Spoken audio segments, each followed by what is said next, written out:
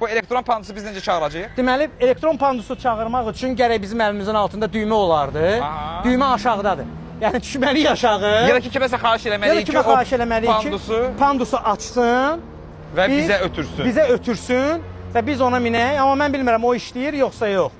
İşləmir. İşləmir. Pandus işləmir. Ha, çox sağ olsunlar. O pandus nə üçündür? Maraqlıdır. Onun ümumiyyətlə funksiyası nədir? O deməli açılır, gəlir, lift kimi. Sən çıxırsan üstünə. Yəni realda elə olmalıydı. Elə olmalıdır, düşürdür səni.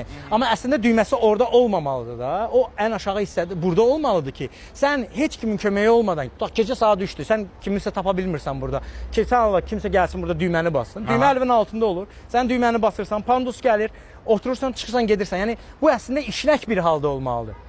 Tural, sən bir dənə də sual vermək istəyirəm. Bax, qabağımızda olan bu piləkən və piləkənin qırağında olan xüsusi təkərlər üçün, bax, gördüyümüz kimi pandusdur amma. Bu pandus nə üçündür? Bu, əgər işləməsə, sən arabayla öz deməli, köməyivə və ya kiminsə köməyinə düşməlisən. Amma bunun bucağı digər düşdüyümüzün bucağından daha pisdir. Mən belə bir bucaqda yıxılmışam birinci verilişimizdə.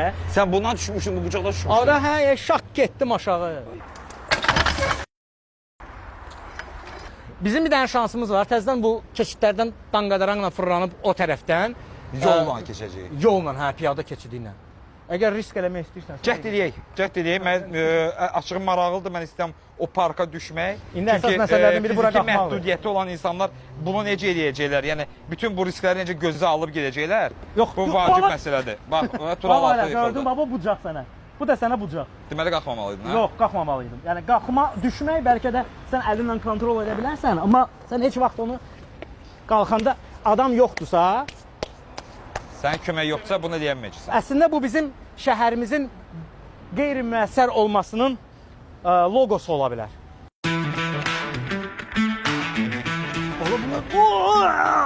Düşək olsa. Yəni təsəvvür edin ki, mən o qədər də çəkim ağır deyil də. 70 kiloyam, cəmi 70 kiloyam.